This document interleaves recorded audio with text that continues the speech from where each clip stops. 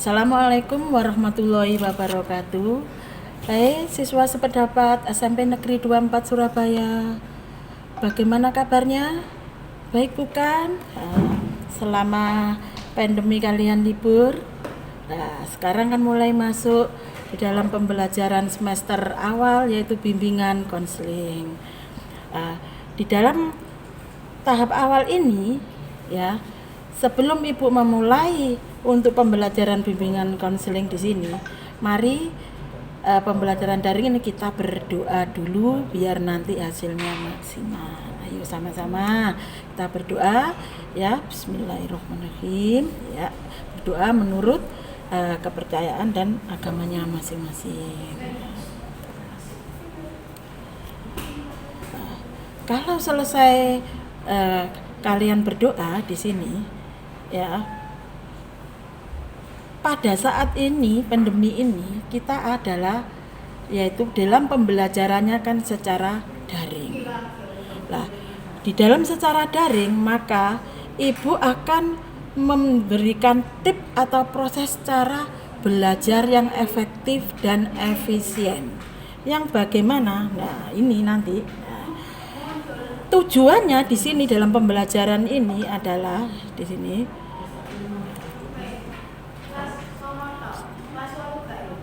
ini agar siswa ya dapat mempraktekkan langkah-langkah belajar secara efektif dan efisien di sini. Dan siswa itu dapat memahami manfaat dari pembelajaran daring. Itu tujuan kita pembelajaran hari ini, yaitu cara belajar yang efektif dan efisien. Nah, tapi sebelum Ibu menjelaskan tentang 8 cara belajar efektif dan efisien yang secara menyenangkan ya, karena sekarang situasinya adalah pandemi, kita harus fine dalam pembelajaran. Mari tirukan Ibu. Kita belajar sambil bermain. Mari tirukan gaya Ibu ya. Masih ingat tepuk PPK-nya? Kalau belum sudah lupa karena habis libur panjang ya, kita mulai. Yuk kita sama-sama ya, tirukan gerakan Ibu supaya kita belajarnya enjoy, nyaman, enak, senam untuk menghindari Covid juga di situ. Yuk sama-sama. Yuk kita mulai ya, tirukan gaya Ibu ya. Sambil kalian mengangkat 2 tangan kalian ya. Tepuk PPK. Religius, nasionalis, mandiri, gotong royong, integritas. Nah, bisa kan senamnya? Enak kan? Nah, kalau kalian sudah melakukan senam tadi ya, biar kita enak gak tegang, mari kita belajar yaitu tentang cara belajar, tip belajar efektif dan efisien yang lebih menyenangkan di dalam sistem pembelajaran daring. Yang pertama yaitu caranya adalah dengan cara kita menetapkan tujuan di dalam pembelajaran. Ya, cara belajar efektif dan efisien di sini dimulai dengan menetapkan tujuan atau target. Ya, karena kita masih di awal pembelajaran, kalian harus punya target di awal itu. Misalkan target saya di kelas 8 ini harus minimal mempunyai nilai KKM 75. Syukur-syukur saya itu harus di atas angka 8. Nah, itu targetnya di situ. Ya. Sebisa mungkin tujuannya ini mencukup signifikan untuk memicu semangatmu. Ya. Misalkan di sini adalah kalian menargetkan matematika saya harus minimal nilai 8. Bagaimana matematika supaya dapat nilai 8? Ada caranya. Jadi sekarang kalian harus sering melakukan latihan-latihan walaupun tidak bertemu dengan Bapak Ibu guru, bertemu secara daring. Kerjakan latihan-latihan itu, tugas-tugas itu. Kalau tidak bisa, baru tanyakan pada pertemuan berikutnya pada guru mapel tersebut. Sering kalian berlatih itu. Nah, untuk menentukan tujuan bisa menjadi sebuah motivasi jika kamu mulai merasa kehilangan minat untuk belajar. Nah, dengan memiliki tujuan yang jelas membantu kamu tetap fokus dan konsisten selama proses pembelajaran.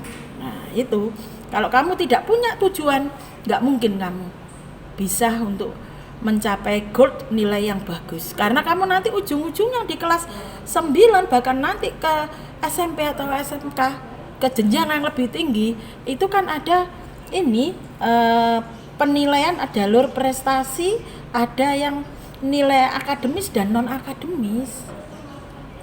Kalau non akademis sudah terbiasa dengan kegiatan eskul itu, tapi kalau akademisnya itu nilai rapot semester 1 sampai dengan semester 5 kamu di kelas 7, 8 dan 9 di semester 5-nya. Lah itu target kamu itu harus punya awal. Mumpung masih semester ke-8, berarti semester 1 ini kalian sudah semester 3. Kamu harus punya tujuan tadi. Kalau tidak ada, wes lempeng aja. Nggak akan bisa kamu, nggak akan tercapai tujuan itu. Yang kedua adalah atur jadwal belajar. Cara belajar yang efektif dan efisien yang kedua di sini, mengatur jadwal belajarmu ya. Dalam hari ini kamu harus disiplin dalam mentaati jam belajarmu. Misalnya dari jam 7 malam hingga jam 8 malam kamu harus belajar. Jangan lupa untuk beristirahat selama 5-10 menit saat kamu sedang belajar. Belajar setiap hari adalah salah satu kunci agar hasil belajarmu lebih banyak terserap ke otak dibandingkan dengan belajar dengan sistem kebut semalam, dengan disingkat sistem SKS, sistem kebut semalam. Bahkan jika kamu hanya menghabiskan 20 menit untuk belajar, itu lebih baik daripada tidak sama sekali. Nah, atur jadwal. Jadi harus di-planning jadwal itu. Ketika sekarang targetkan tadi sudah yang di awal, ya punya tujuan tadi. Kemudian yang kedua adalah jadwal belajarnya. Kalau rutinitas jam itu ya lakukan. Setelah kamu belajar ngaji, setelah sholat maghrib mengaji, kemudian rutin untuk belajar ya tentukan. Kalau itu 1 jam tentukan, atau 2 jam tentukan. Langsung harus sesuai schedule. Tetapi kebanyakan anak-anak di SMP 24 mau belajar kalau hanya ada ulangan atau tugas-tugas atau semesteran. Kalau enggak ulangan, mereka enggak akan belajar.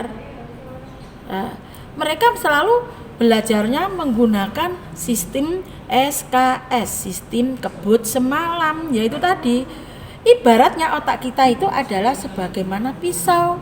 Kalau pisau sering diasah, maksudnya belajar tadi, insya Allah itu mudah mengingatnya. Daripada seperti kita ambil contoh, di sini adalah gelas. Ya, kita ambil contoh di sini gelas. Gelas itu tiap hari dikasih air, ya. Contohnya, kita belajarnya rutin. Ya, penuh kan? Kita minum. Kan kurang. Belajar lagi, dikasih lagi. Ya, minum lagi, kurang. Tapi beda dengan sistem kebut semalam.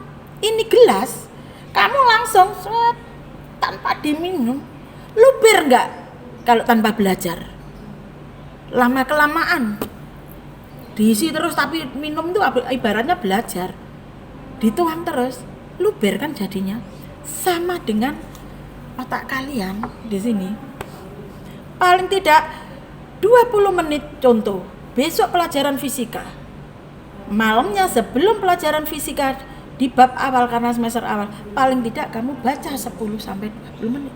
Tidak bisa ketika daring dengan Bapak Ibu guru, materi ini saya tidak bisa, langsung cepat daripada yang tidak sama sekali. Itu caranya. Kemudian cara yang ketiga adalah buat suasana belajar yang nyaman. Maksudnya buat suasana belajar yang nyaman di sini adalah kamu tetap fokus dalam belajar. Beberapa orang terbiasa dengan suasana yang sepi dan tidak banyak gangguan. Maka bisa belajar di perpustakaan. Atau kalau kalian kepingin belajar kelompok dengan teman-temanmu, bisa sambil bawa laptop. Mungkin kepingin, Bu, anak-anak itu di warkop boleh, tapi nggak boleh lama-lama. Sistemnya sekarang sistem situasi corona seperti ini, tetap jaga jarak, atur pertemuan enaknya bagaimana, tetap seperti itu ya, sambil komunikasi menetapkan belajar bisa. Tetapi ada juga sebagian orang yang belajar ini lebih cepat terserap jika sambil mendengarkan musik. Semua tergantung dirimu. Kenali dirimu dan buat suasana belajar yang nyaman di sini, mungkin yang kamu senang. Karena pada dasarnya ada yang ciri anak belajar tuh gak seneng rame. Mas Bu, aku tak tidur dulu, nanti tengah malam habis sholat malam saya belajar karena besok pagi ujian, Bu. Ada yang begitu. Ada yang selepas sholat subuh sebentar aja langsung berangkat. Ada seneng suasana yang sunyi sepi. Ada temenmu juga yang belajar kalau nggak denger musik nggak nyaman, nggak enak. Ada lagi belajar sambil liatin, wah itu yang ibu nggak jamin. Karena apa? Terpencar konsentrasinya karena belajar sambil menonton televisi. Seperti itu. Kecuali kalau pembelajaran daring lihat televisi, kamu sambil melihat televisi itu terfokus satu tujuan. Tapi kalau mengerjakan tugas sambil lihat sinetron di TV, saya kira nggak bakal konsen kamu di dalam pembelajaran tadi. Paham sayangku? Oke, next. Kita lanjut lagi. Yang keempat adalah dengan membuat ringkasan. Nah, cara belajar efektif dan efisien selanjutnya dengan membuat ringkasan dari hasil belajarmu. Ya, kamu bisa menulis pokok-pokok yang penting, bisa berupa poin-poin dan bahan belajarmu dalam sebuah buku seperti rumus. Hal ini akan mudah untuk memahami inti dari pembelajaran tersebut. Saat membuat rangkuman, sebetulnya kamu sedang mengulangi materi yang telah didapatkan. Pengulangan ini membantu kamu mengingat kembali catatan dengan lebih efektif. Ya, cobalah kalian menyalin catatan sebelum ulangan atau ujian untuk membantumu mengingat materi lebih baik. Ya, jangan lupa membuat ringkasan dengan kalimat yang kamu buat sendiri. Menuliskan materi dalam kalimat yang kamu buat sendiri akan membuatmu lebih mengingat poin-poin penting yang telah kamu pelajari. Ya. Kepingin bukti, contoh membuat ringkasan. Nah, contoh kepingin belajar, katakanlah salah satu contohnya kita belajar ada PPKN. Contoh belajar PPKN. Ada istilah ideologi sosial harus dijabarkan. Ada ideologi belajar gitu ya. Ada istilah Ipolexosbud Hankamnas. Nah, dengan begitu kamu bisa untuk menjabarkan ideologi, politik, ya, Ipolexosbud ya, sosnya sosial, hannya pertahanan keamanan, nasnya nasional. Dari banyak tapi kita bisa kamu tahu, sehingga jika dijabarkan sendiri-sendiri kamu bisa mengerti. Yang paling paham adalah diri kamu. Bisa juga dengan matematika. Ya. Kalau tidak merangkum tadi, bisa kamu buat dengan cara puisi. Caranya adalah begini. Kalau nggak hafal, biasanya kalau dengan bahasa lagu itu lebih cepat menghafal, ya enggak? Tetapi kalau dalam rumus-rumus itu kan susah. Nah, sekarang kalau kita kasih contoh Ibu, rumus lingkaran katakanlah. Ya, rumus lingkaran kan pi r kuadrat. Kalau nggak hafal, nyanyikan saja, buat saja, nggak masalah. Tadi kan ibu belajar yang nyaman, yang bagaimana? Bisa kamu buat lingkaran pi r kuadrat. Sampai manapun pasti kamu akan ingat seperti itu. Bisa juga dengan cara kamu di ini kamar kamu lihat kepingin belajar bahasa Inggris, kamu target tadi tujuan paling tidak sehari 10 kata atau enggak 5 lah hafal. Nanti kosakata kan lama-lama kan banyak, apalagi sama mahasiswa. Wah, begitu TOEFL, wow, luar biasa. Kamu lihat itu di atas ruangan kamu, coba amati. Kamu belajar daring di situ, coba kamu lihat di situ mungkin ada jam, ada tanggalan, mungkin di situ terus ada bingkai foto, ada yang lain. Misalkan kalau 5 sajalah belajar bahasa Inggris, ya, apa yang ada di dalam ruanganmu. Wah, berarti hari ini aku harus mengamati yang ada di ruang. Diwolak-walik gak sampai 5 menit kamu bisa. Contoh picture, fotomu sudah ada, jam bahasa Inggris apa, sehari 5, besok lagi perbendaharaan benda apa lagi, lihat, ingat, dibolak-balik, tetap dibolak-balik kamu akan bisa. Nanti tekniknya kamu kepingin tahu, kalau ibu bertemu di pembelajaran yang nyata, insya Allah Januari itu ibu praktekkan, lebih seru lagi, lebih asik. Ini kan masih teorinya aja, tapi kalian bisa untuk mempraktekkan di situ ya. Kemudian setelah membuat ringkasan, ya, belajar lagi. Kalian pingin apa lagi? Ayo, ada lagi.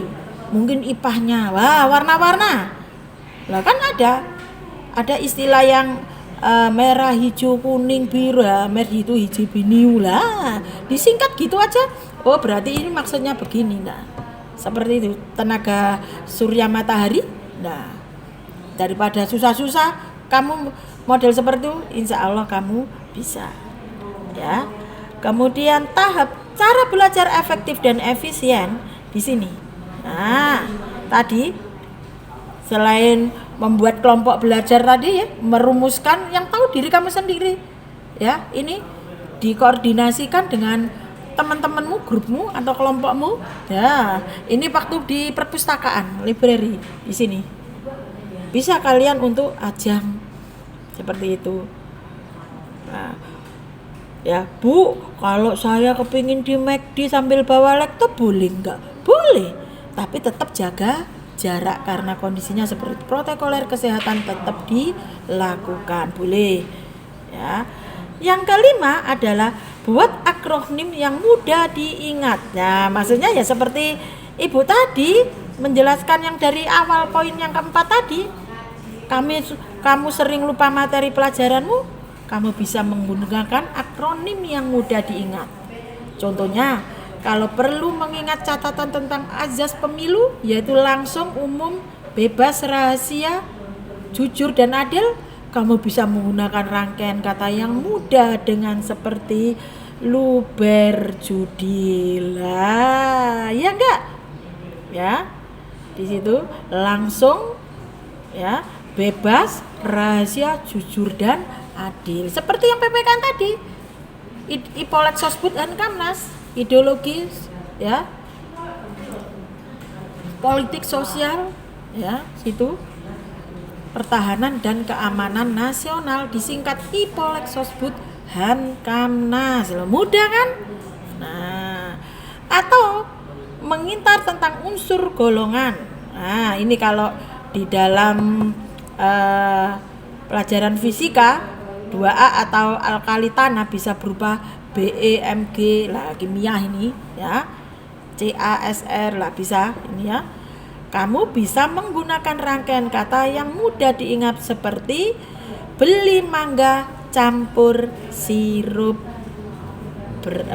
bau racun. Dengan menggunakan akronim yang mudah diingat bisa mempermudah kamu untuk mengingat hasil belajarmu.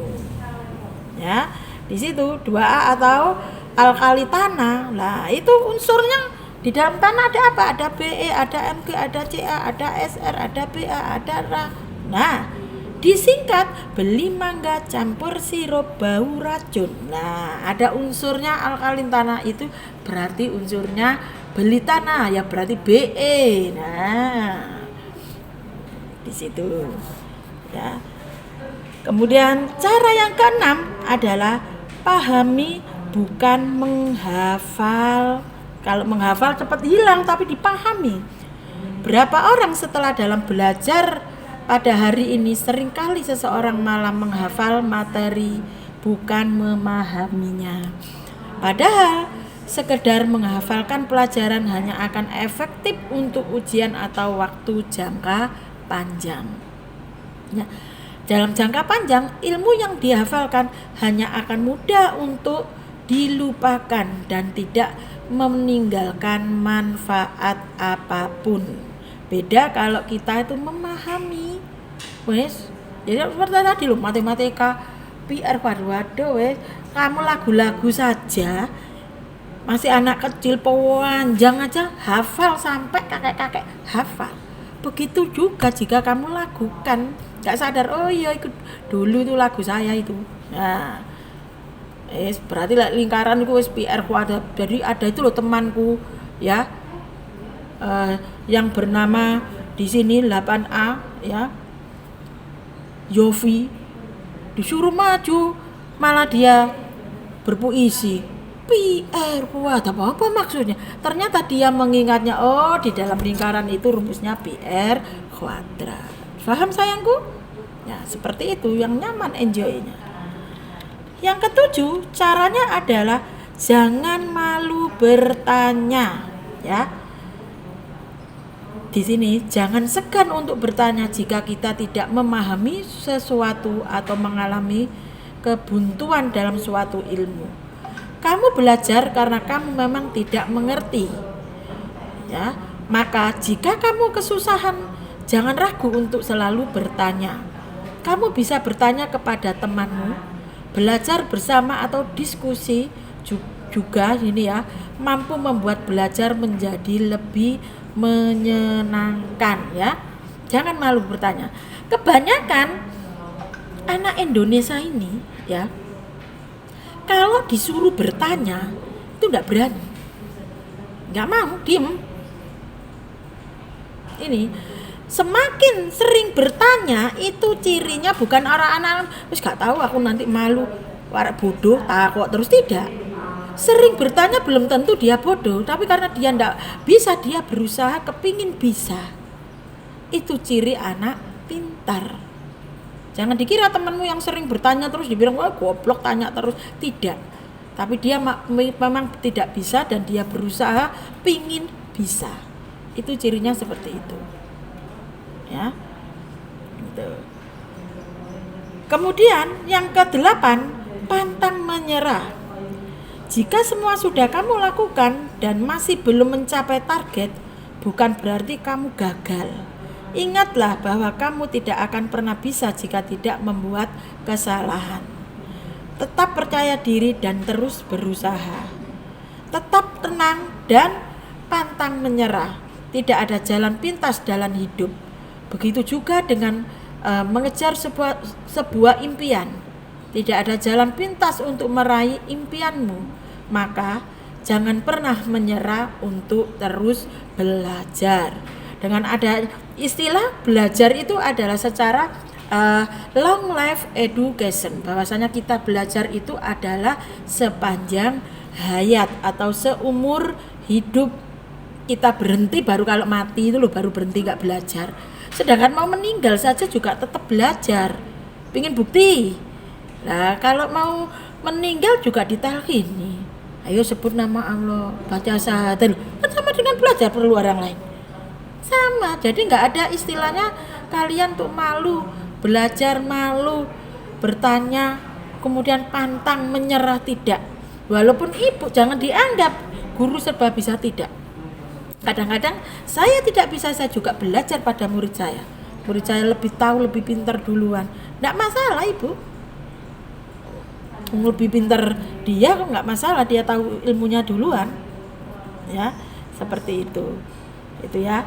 Itu tentang cara belajar efektif dan efisien ya anak-anak ya. Itu pembelajaran daring BK tatap muka hari ini. Menyenangkan kan? Enggak Bu, bulat. Wah angel kalau seperti ini. Dah, ayo relaksasi lagi biar enak. Untuk menutup ini tentang cara belajar yang efektif dan efisien, coba sekarang ya sambil kamu menyanyi, terserah kamu lagunya apa, dipandu dari ibu untuk menutup ini ya. Sedang apa sekarang,